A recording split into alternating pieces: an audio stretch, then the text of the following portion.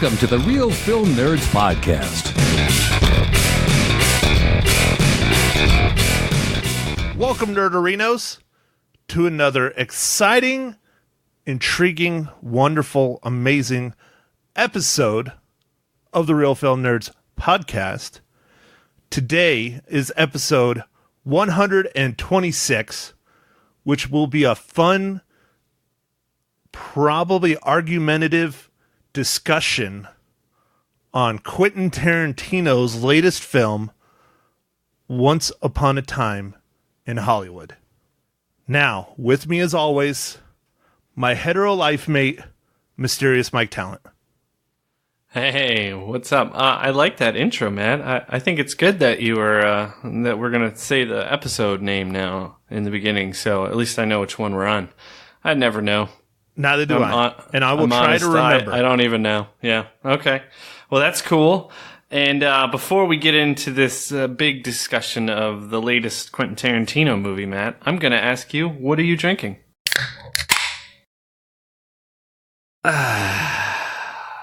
Well, Mike, I'm doing something special today. I guess kind of special. I've been talking about it for a while. But I went to the store. I should have got it from the brewery itself, but I didn't. I went to the store, my local Sprouts, which I never shop at because it's way too rich for my blood, but I went anyways. I picked up a local beer by my favorite brewery locally right now, the Prescott Brewing Company. I got a hold of their Apocalypse chocolate porter. Apocalypse? Like apocalypse, but apocalypse? Yep. Nice. It's spelled ACHOCOLYPSE. Cool. And it is canned. I was looking for bottles, but I don't think they do bottles. I think they're just canned. And what's interesting is the cans are just blanks and they put stickers on them. You know, like all the way around the entire can, but oh, it's like a wrap. Yeah, like a can wrap. Mm-hmm. Yeah, yep. That sounds like a strong beer. Is that a strong beer? Let me look. There's a lot of writing on it. And it is brewed and canned locally.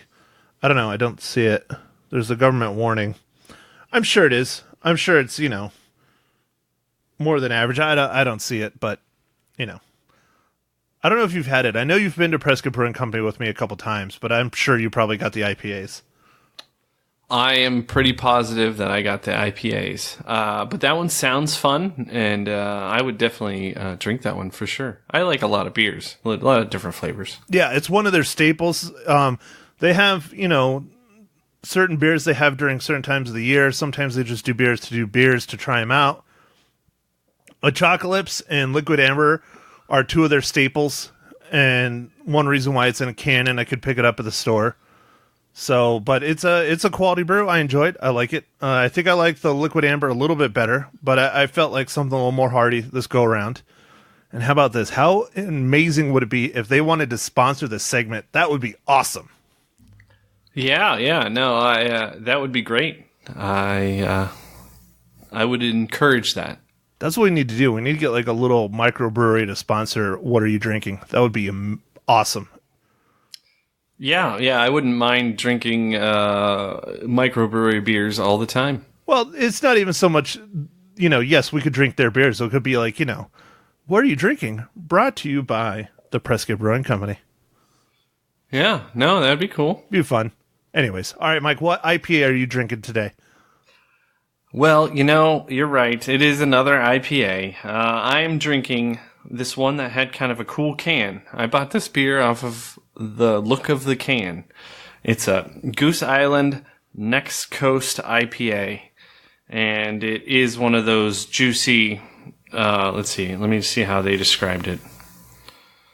I thought it had a description on it. Oh, yes, tropical, juicy hops. Oh, we're reading descriptions. I got a paragraph on the side of my can. Well, it was simple. So anyway, but I'm pretty excited because, it's just about August, and it's about time for the pumpkin beers to come out. Pumpkin beer season. Yep, your favorite time of the year. Yeah. It used to be more closer to fall, but it just seems like it's getting earlier and earlier. So I expect to see them in the store next month. Yeah, I remember it used to be September, October. You'd start seeing them like mid to late September. Yeah, and then they would be on the shelves till like, November, maybe a little bit of December. Now they're on the shelves in August, and then they're like out of the shelves by like October. You know what I need to do? I need to save you one of my favorite breweries ever, pumpkin beer. They do a pumpkin beer that not many people do. Yeah, what is it? Four Peaks does a pumpkin porter. Oh, yeah, pumpkin porters are good. I've had some different renditions. Yeah, but it's not a common, pumpkin beer, a porter. No, you're right. It's not. That's cool.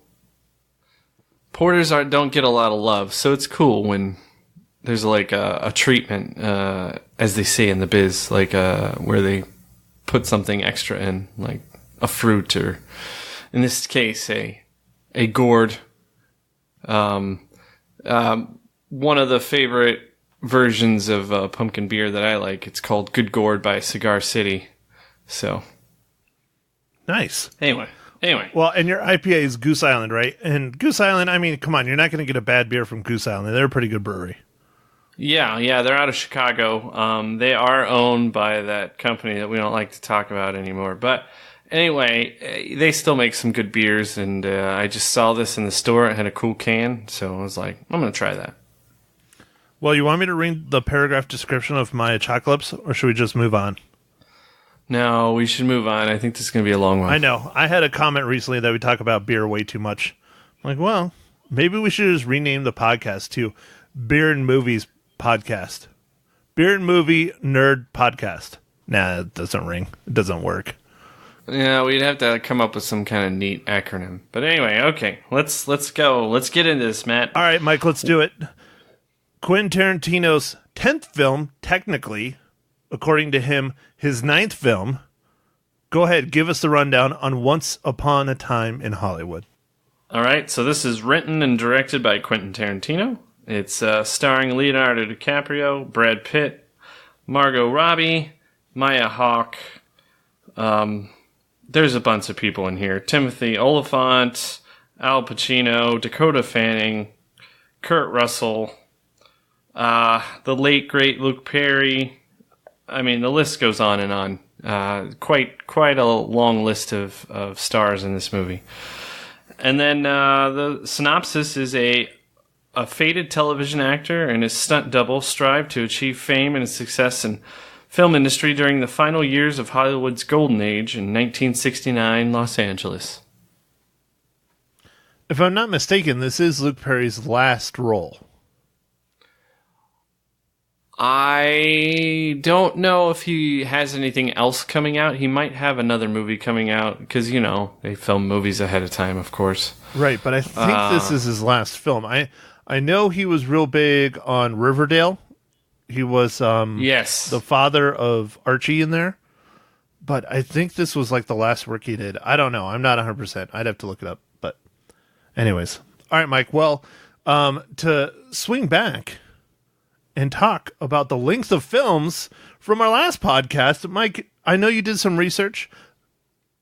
I didn't ask, but I'm enjoying that you're doing research because it saves me a little bit of time. Go ahead, tell us what a feature-length film is. All right, so the definition of a feature-length film is it varies from group to group. So for the American Film Institute and the Academy Awards, it is anything over 40 minutes. For the Sundance Festival, it is anything over 50 minutes. And for the Screen Actors Guild, it is anything over 80 minutes. Interesting. So I think we probably should go with the Screen Actor Guild's probably the biggest out of all of them. Yeah, I feel like that one... I don't know. I feel like if you're in the Screen Actors Guild, then I guess that would kind of require the movie to be 80 minutes.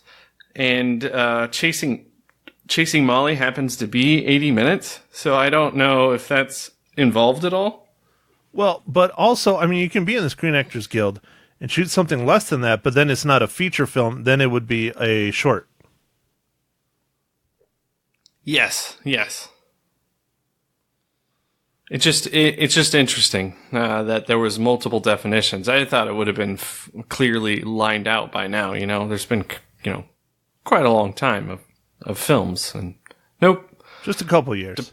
It just depends on the agency who's categorizing what.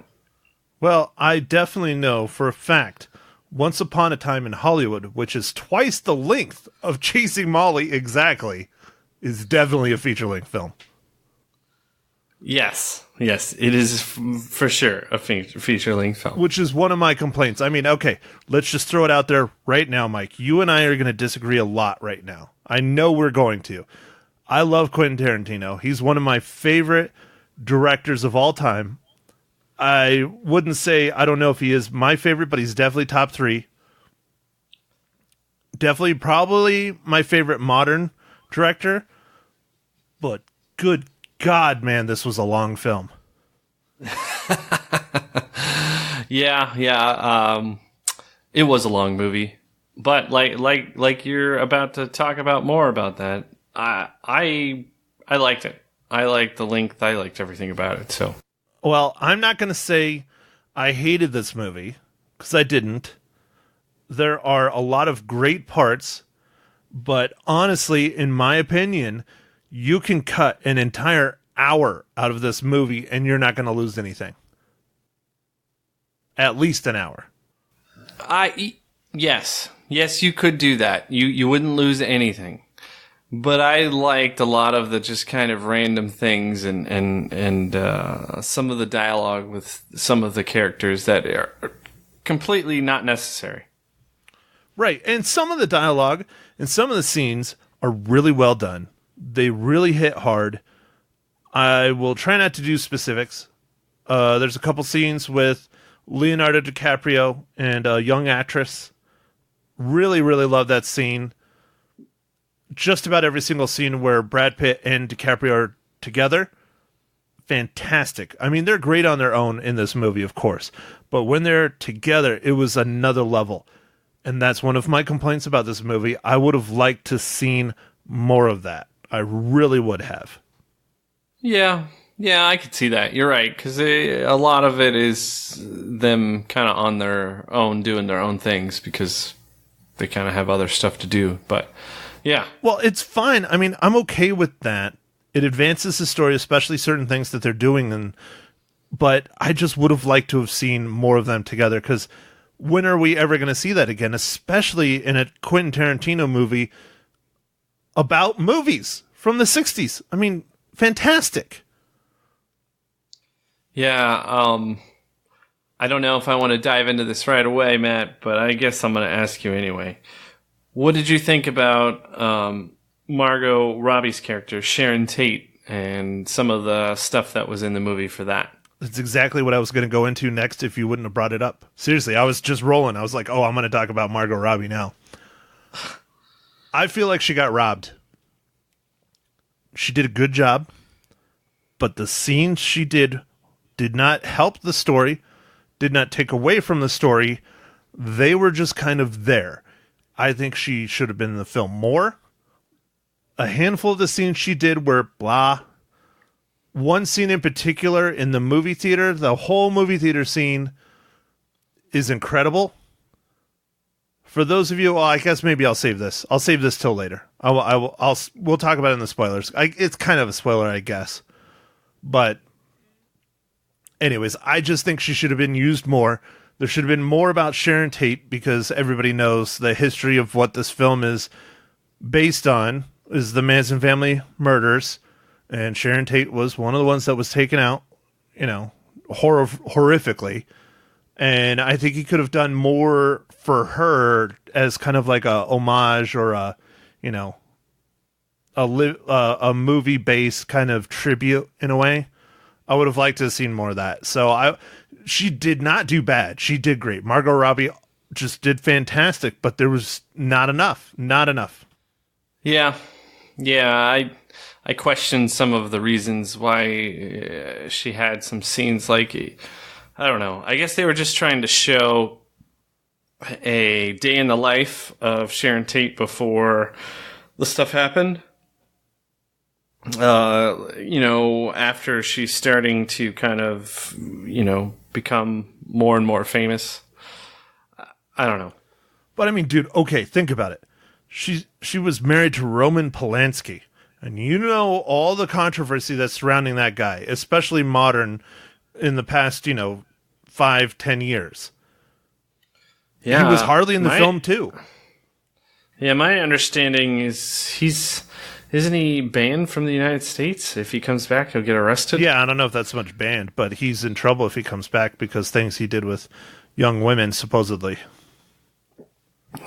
Yeah, well, I mean, I don't know. Banned is... what is it? Maybe he has a warrant out for his arrest or something? Yeah, basically. Something like that. Mm-hmm. Yeah. And he's in a country that doesn't extradite. Right. He doesn't... I don't know if he's in a country that doesn't extradite, but the country that he's in is not willing to extradite him either. So... Yeah, something like that. Yeah. Anyways. So, yeah, there's a lot of things that... But, I mean, this is a really big film with a lot of big names, with a lot of big actors. I mean, you got to cut somewhere, but not Sharon Tate, man. Not when that's what this movie is based around. Yeah.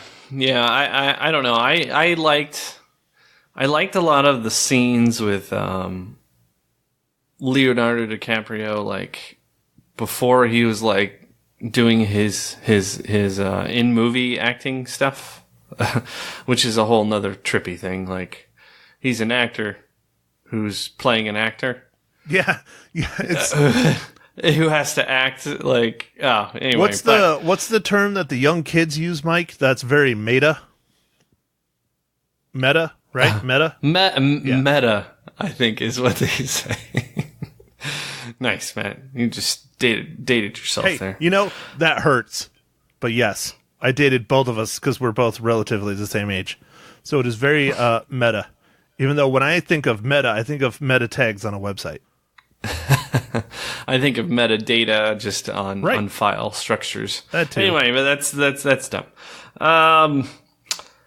So I don't know. I liked a lot of like Brad Pitt's character. I really liked just his friendship with Rick Dalton, Leonardo's DiCaprio's character. I wish there was a little bit more exposition about what happened with his wife.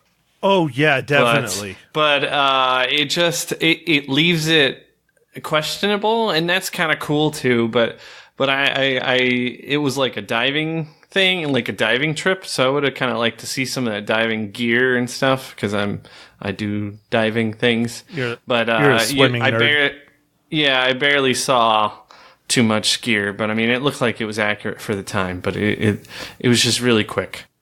So I would have liked it. And then there's some stuff about Brad Pitt's character is supposedly a war hero, and we see some tattoos. He's got tons of scars, but I feel like that's stuntman work. And then we don't get much explanation. That's fine, but I liked his character quite a bit. I like both of their characters. Matt, what did you think of the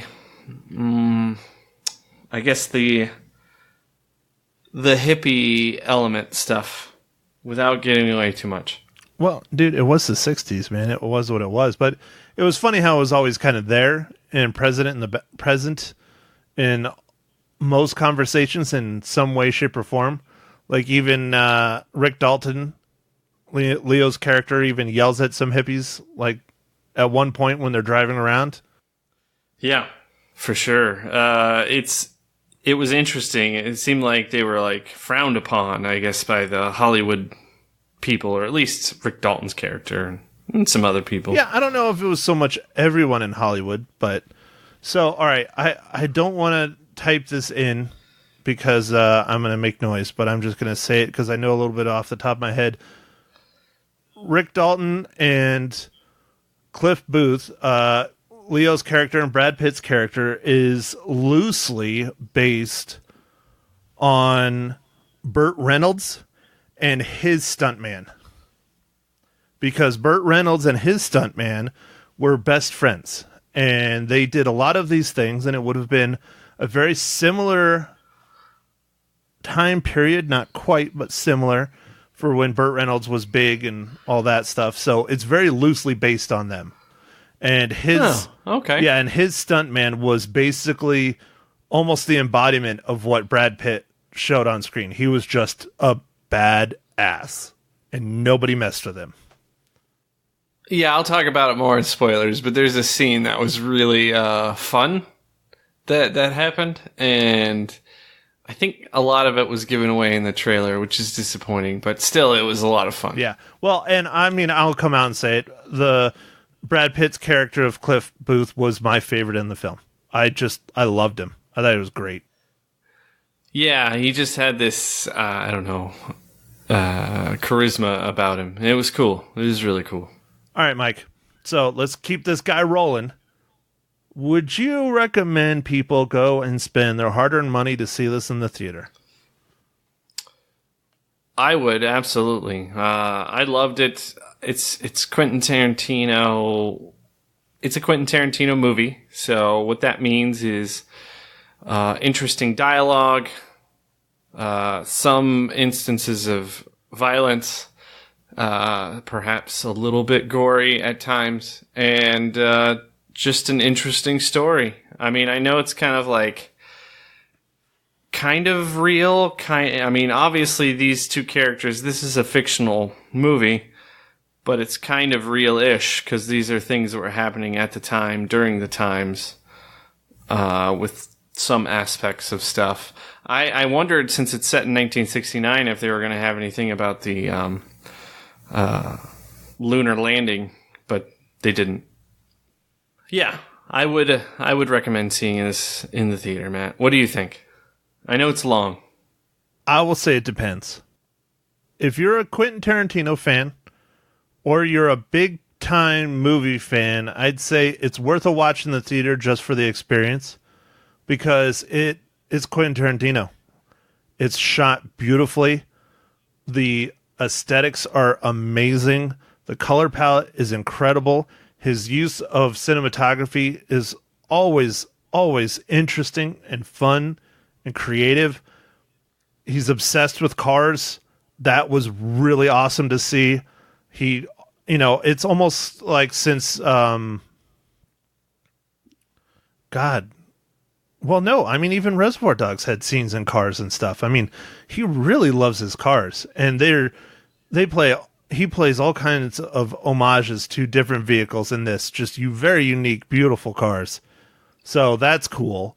But if you're not, I don't want to get into it quite yet, but my sister and my brother-in-law went and saw this on Saturday night, and they got up an hour and a half into it and left. What? They walked out. Sure, my brother-in-law did not want to, but he felt obligated to stay. Obligated to go because she wanted to leave. According to her, she was bored out of her mind. Wow. Damn, are you opening another beer? I am. We're going to have to get you bottles so it's quieter. Just messing with you, Mike. Perhaps. So I was shocked that my sister and my brother-in-law got up and walked out. I was shocked. And, we got into a little bit, I didn't get in an argument, but I was just pointing out to her that if you voluntarily, even on weekends, get up at 4 o'clock or 4:30 in the morning, and you go to any 3-hour-long movie that starts at 9 o'clock, you're going to fall asleep during it because you're usually in bed by 9 o'clock. So whose fault was it really? Was it the movie's fault, or was it the pure and simple fact that you went to a late night movie when you get up at 4 o'clock in the morning? Yeah, I don't know, man. As someone who also gets up in the 4 a.m.s often, 9:30, man, I'm like out. I'm falling asleep. I'm tired. Like, I need to, if I'm doing anything, I need to stop and I need to go to bed. Right. And what time does Mike Talent, who likes movies above just about any other medium in this world, go and watch movies? I tend to watch them in the mornings. I like going in the mornings for two reasons. It's cheaper and it's less crowded most of the time, minus pretty much MCU movies, because I don't like to see it with a bunch of people talking or doing whatever they do when they're watching movies. Most of the people in the morning, if there's anybody in the theater, they're older and they just want to watch the movie, and that's exactly where I'm at. And you're also wide awake paying attention to the entire film as well. I am a night person. I typically go to bed between midnight and 1 o'clock in the morning. Typically, even on a school night. So when I go see movies, I like to go in the evening because that's typically when I'm most attentive and when I'm paying attention. Sometimes I'll even go to the latest show just to avoid the experiences that I had when I went and saw this movie. I did not go to the latest show for this movie because how long it was. I went to the 8 o'clock show on a Thursday thinking, oh, sure, there'll probably be enough people in there. But my showing was sold out. And the people next to me, I applaud them in a way, and they annoyed me in a way. But the older couple, probably in their 60s, maybe in their 70s, snuck in a handful of flasks, bought a Coke, and they were getting shit-faced watching this movie.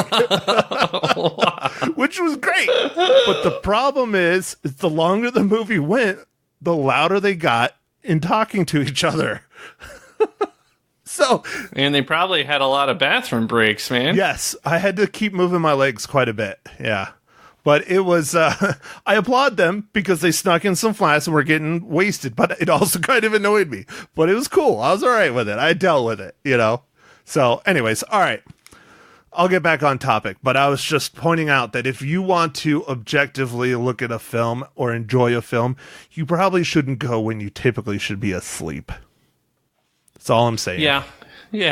No, that makes sense, man. Like, when I get up in the morning, the first thing I don't want to do is go and try and watch a movie because I'm not going to be awake until I at least have a cup of coffee in me and have some breakfast. Yeah, that makes sense. So anyways, all right, Mike. Well, I know it's an easy one, but that's fine. Every now and then, you need an easy one. Mr. Talent, how does Once Upon a Time in Hollywood relate to the Marvel Cinematic Universe?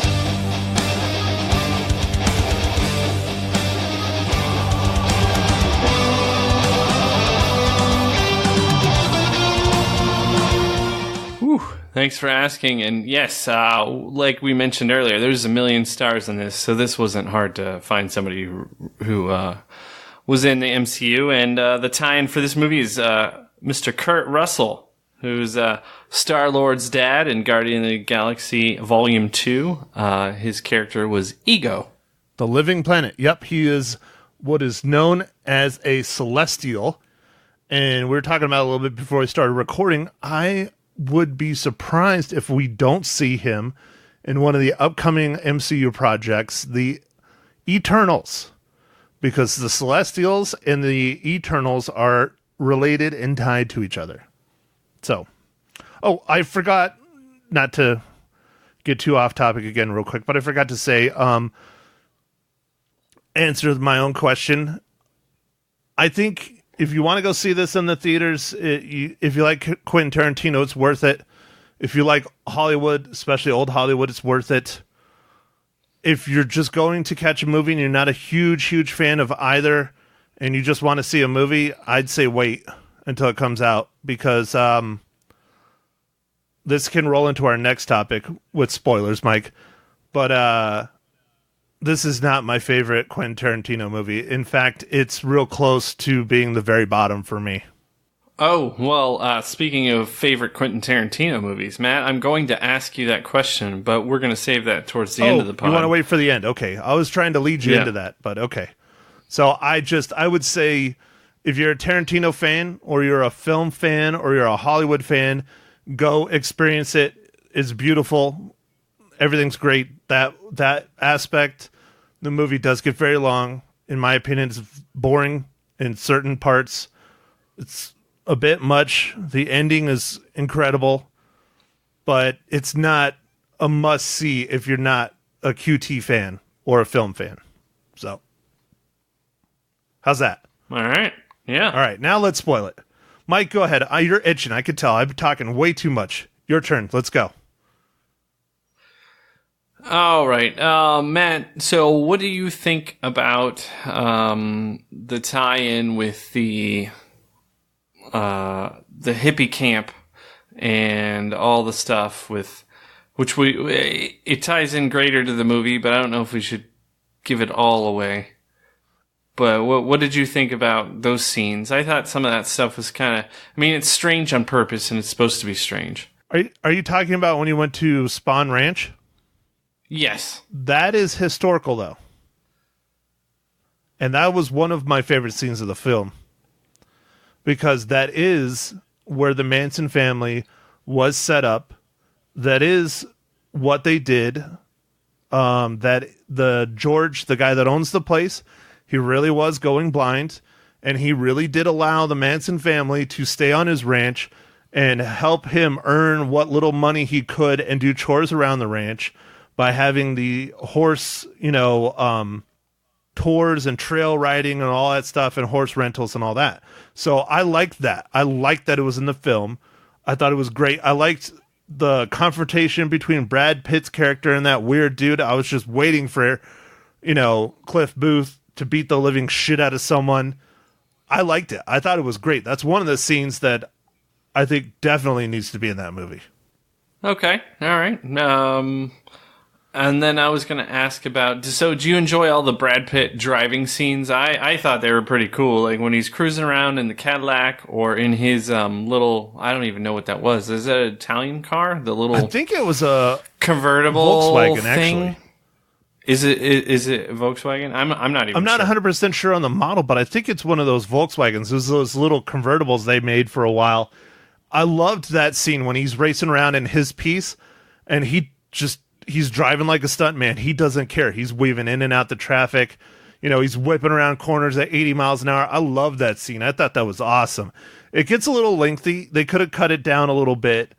But, I mean, if you pay attention to the background, it's gorgeous. The neon lights. Oh, yeah. Oh, yeah. No, the attention to detail of all the setting and stuff, I can't even imagine. Like, I'm pretty sure all that was post-production, and it was awesome. But still, so it was good. Whoever did that was really good, yeah. The candy scenes, a couple of those are really good, but they get a little lengthy at times, just him driving around in there. When he stops and he's waving to the hippie chick and saying, no, I'm not going that way, I'm going this way and all that, then, it clearly has a point to why he's rolling around in the caddy and seeing her and all that stuff, clearly, because that's what leads him going to the Spawn Ranch and everything. But it's still a little lengthy at times. But I didn't hate him. Tarantino really, all the different ways he has shot a car, you would think he would just get stuck doing like one thing over and over again. Think about it. Kill Bill, how he shot cars in that. Reservoir Dogs, how he shot cars in that. Death Proof, how he shot cars in that. He hardly ever, sure, he copies some shots, but he's not consistently shooting it the same way in every single movie. It's always different. I love it. And then I was going to ask you about, what did you think about Brad Pitt's scene with Bruce Lee? That was unique. The guy that they got to play Bruce Lee, of course, exaggerated, but he nailed it. He did great. And I loved when he just threw him into the car. Just banged up that gorgeous Lincoln Continental, man. Oh, I know. It was a Lincoln Continental. I was like, oh. Yeah. I was like, oh. It hurt. It hurt me on the inside, but I enjoyed the scene quite a bit, even though a lot of the scene was in the trailer. That was my somewhat complaint. Yeah. But it does, that's one of those scenes where it's kind of like, it doesn't make sense why it's in the film, but it does because it's character building for Brad Pitt's character. That he challenged, Bruce Lee without even batting an eye. A guy that clearly is known for beating the living hell out of a lot of people. Yeah, and it also led into why he wasn't going to be able to get some work on the current, Leonardo DiCaprio's character's film. Yeah, the Western. Yeah, well, they were all Westerns, but the most recent Western. Yeah, his most, for Rick Dalton's movie, because he's like, hey, it's going to be this guy who's gaffing it or whatever. And he's like, oh. Yeah. And then he has like this flashback and you're like, all right. I liked it. I mean, that's one of those really good scenes. The scenes that I would have liked to have seen cut out, trimmed down, whatever. And we alluded to it earlier. Not that I'm going to do all the talking. Hopefully you will do a bit more, Mike. But a lot of the scenes of him just acting. I mean, okay, fine. Have one scene where he does the complete scene that's 15 or 20 minutes long, like an actor would. Like, for instance, the one where he's in the Old West bar and he, is asking for his line and he spits out the drink and all that stuff. Well, that was all in the trailer, too. Like, that was great. Like, have that in there. It was... Yeah, the line, please. Yeah, no, that part was great. Well, that whole scene was fantastic. All the way into the young actress part and all that stuff. Have all that in there, but do it once. Tarantino did that like 2 or 3 times. It's like it got lengthy and boring, and just do it once. And then you see the reaction of him in the trailer beating himself up, and then he comes back out, shoots the next scene, and kills it. And the young actress even goes up and whispers in his ear that it's the best acting she's ever seen. Granted, she's 8, but still, that was great scene, very moving. It touched him, yeah. Yeah, I loved the trailer scene when he's... after that scene where he asked for all the lines and he was like berating himself. I love that. And then there was some cool shots that Tarantino did where Leo's facing away from the camera, but he ends up looking at the mirror and the camera's framed in on the mirror. And so he's like talking to you that way. I love that. I thought that was awesome. That whole thing from the beginning of them being in the bar, him having that whole thing to the scene in the trailer, which is my second favorite scene of second favorite scene of the entire film, was him beating himself up. You could tell, he was hitting another level there. He was just, wow. It was really good. I liked that a lot. Then to him coming back out with the next scene, from kind of that point on, I really, really liked the whole movie. But up to that point, it was a drag. It was a big drag, but it took us an hour and a half to get to that point. Ah, okay. Yeah. It was just it's just building and stuff. And you're right. After that, it does kind of get going, and there's a lot more to kind of everything that's going on. And the ending was fantastic in my mind. I loved the ending kind of has 2 parts, I guess. There's the house scene. Matt, you know what I'm talking about? Oh, yeah. I was just letting you finish. Yeah. The house scene, and then there's the right after the house scene, what transpires. I love both of those parts because in my mind, that is Hollywood. I know you're trying not to spoil the ending because the ending is very huge in this film, especially what he did and what he chose to do and how to do it. Very Inglourious Bastards like. Not just in the ending, but what transpires in the ending, how certain people are taken out, the way they're taken out, the goriness of it. That's the quintessential, Quentin Tarantino. Yeah, yeah. I see where like, oh, that was a bad choice of words. Yeah, it was a horrible choice of words, but it was kind of funny. But it was, like, that whole ending. I mean... Yeah, like, I know this is the spoiler section, but I don't want to spoil that part, because I really, really enjoyed that part. Now, Matt, even though you like you said, the movie's kind of slow, did you enjoy the ending? Oh yeah, of course. I loved it. That was my favorite part of the entire film is the ending. It's just from the part where they're at the house, we'll just go with at the house, to the part where it ends. Loved it. I mean, maybe even before they get to the house. Like the scenes where they're doing Tarantino's kind of doing, well, and then Cliff Booth and Rick Dalton were at this other Mexican restaurant getting shit-faced kind of thing. Like, and you have the narration. Oh, yeah. With Kurt Russell. The narration stuff. Yeah. Like, kind of even from the start of that, from them going out for the night, getting drunk, doing their different things, the two different storylines going on at once. He's really not telling you what's going on, which way he's going. Everybody has in their mind what they know historically happened, and then he turns it on his head. And I loved that. I loved it. I thought from that point on, that was probably my favorite scene of the entire film, or part of the film. Not scene because there's many scenes. Definitely, by far.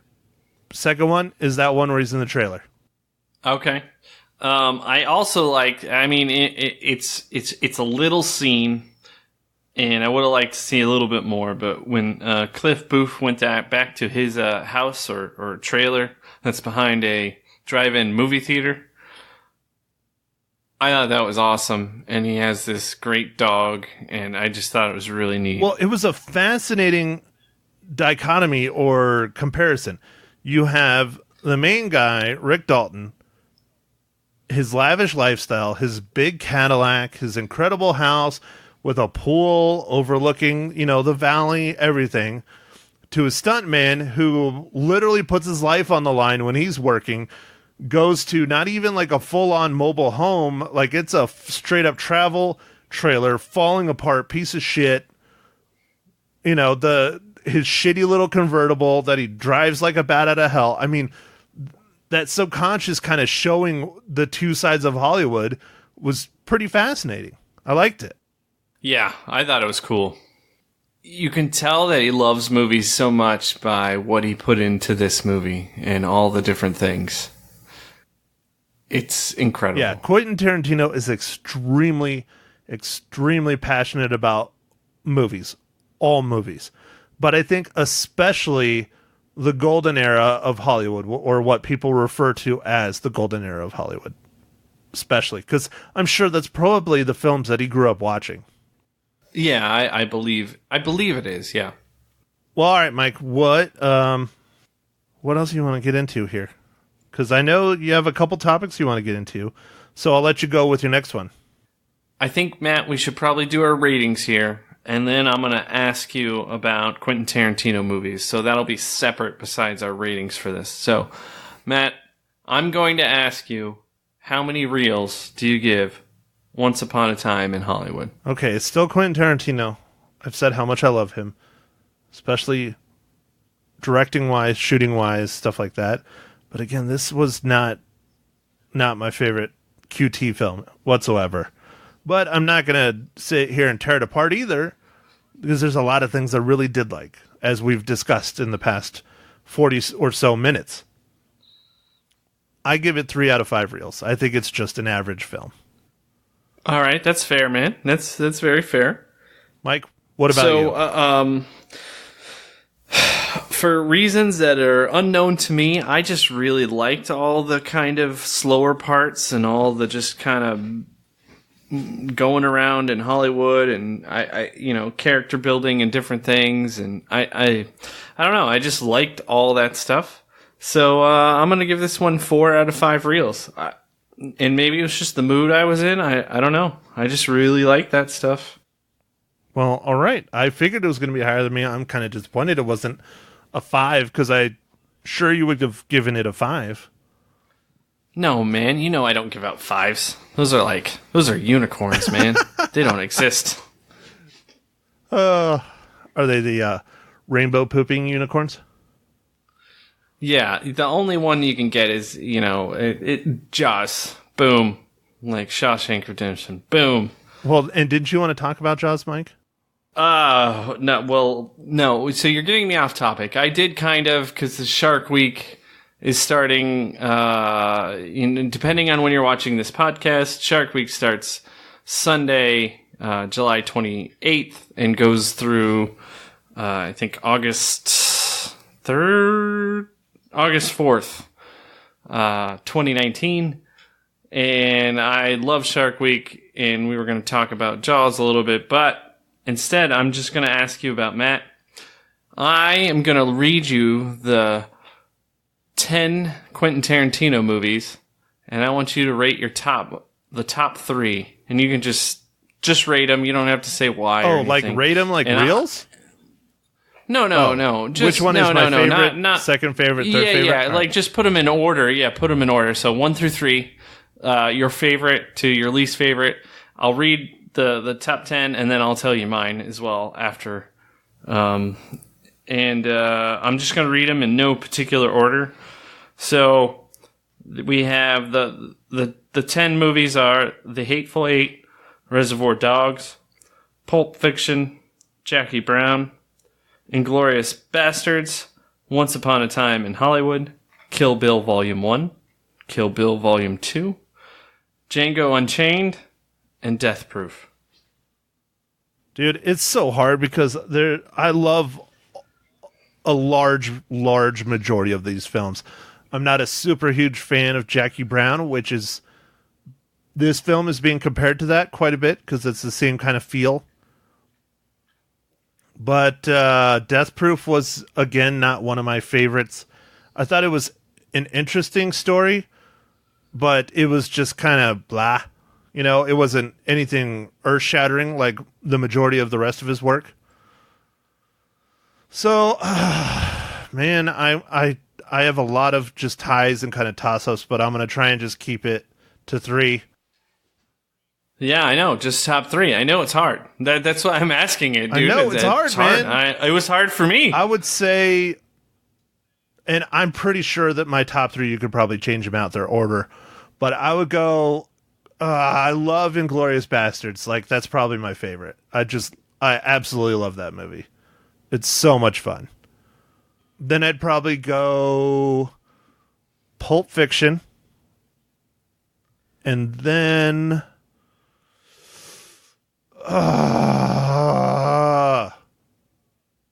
let's go Reservoir Dogs. All right, so number 3 is Reservoir Dogs, number 2 is Pulp Fiction, and number 1 is Inglourious Bastards. Yeah, I don't know, man. I mean, I really like Django Unchained. That was an amazing movie. I really like Kill Bill. I really like The Hateful Eight, but yeah, I'm going to go with Reservoir Dogs just because it was so just groundbreaking. I mean, it was his first film, just incredible. All right, fine. What are your top 3? All right, so unfortunately, we are very similar in this, Matt. So, Jeez, surprise. My number 3 is Reservoir Dogs. My number 2 is Inglourious Bastards, and my number 1 is Pulp Fiction. Wow. Yeah, see, but like I said, I honestly, all 3 of those, I could change them in any order. I mean, Pulp Fiction, all 3 of those movies are on the same level for me. They're just incredible films. No, they are. Amazing. Well, so we've blown over way past our normal podcast. So I don't know what we're going to be reviewing next week, Matt. It's Quentin Tarantino, man. It's what it is. We're going to talk about him a lot. It's just he's one of the best directors of our time. He is. I'm sorry, he just is. Yeah, no, you're right. He is. Well, let's take a look. Let me see what's coming soon. Oh, yes. Calvin and Hobbes is coming. I mean, Hobbes. Oh, that's great. Hobbes, or wait. Let me get this correct, people. Fast and Furious presents Hobbs and Shaw. It's coming out, and I want to watch it because I know it's going to be awful. but I think it's going to be such a popcorn, like, just crazy action bonanza. And, like, The Rock and Jason Statham, I got to see it. I got to go see it. This is going to be hard for me, but if you want to see it, we'll go. Because I have not seen a Fast and Furious movie since Tokyo Drift. Oh, man, that was a terrible one to stop Well, at. it was the third one. Second one. Oh, well, what was the third one? I think that's the second No, one. I thought it was the third one because I saw the Fast and Furious, the normal one. Then the second one was the one without Vin Diesel. Yeah, right? I think that's the Tokyo Drift. No. That's the one with Paul Walker and Tyrese. Isn't that the second one? All right. And then it went Tokyo Drift? All right. Doesn't matter, Matt. And with any Fast and Furious movie, Matt, you don't need to know the character's name. You just need to know action is awesome. Okay, so I don't need to have watched the last, the formula is action is awesome. If you like action, you can watch the movie. You don't need to know the characters. All right, well, if you want to go see it, I'll go see it. But like I said, I'm crazy super behind on this freaking series of movies, and I don't know if I necessarily want to watch them. Like, I've never seen a Fast and Furious movie with The Rock in it. Ever. I have no idea what his character is. I have no idea what he does. Nothing. It doesn't matter. Action is awesome. All right, fine. Well, I was hoping or pushing to do a tributary.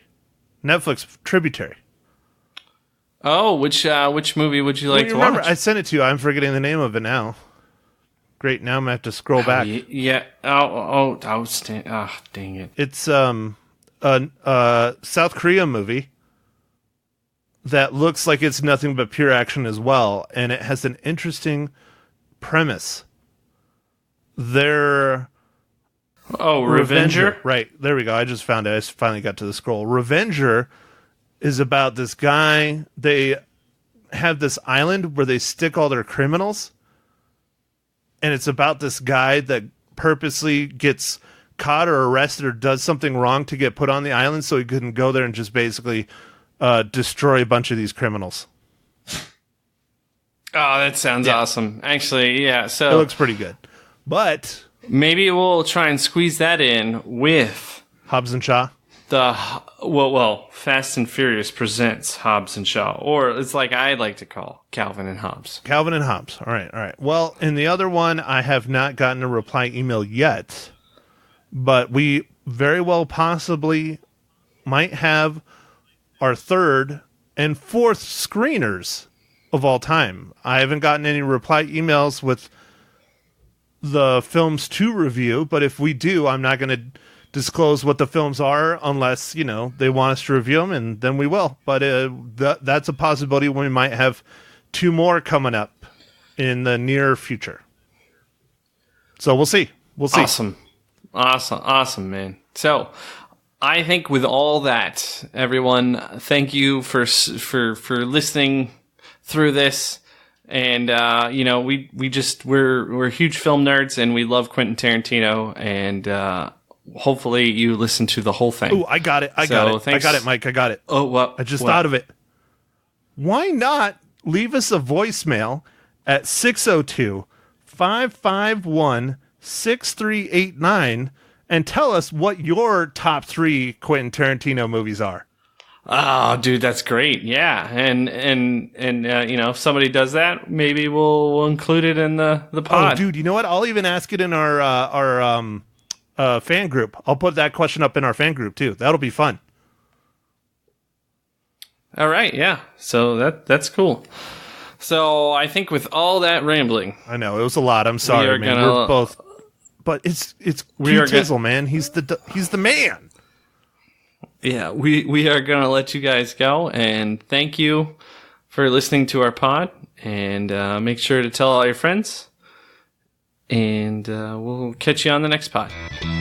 Thank you for listening to The Real Film Nerds. Now don't forget to follow us on Facebook, Twitter, and Instagram at Real Film Nerds. Now go out and catch a movie.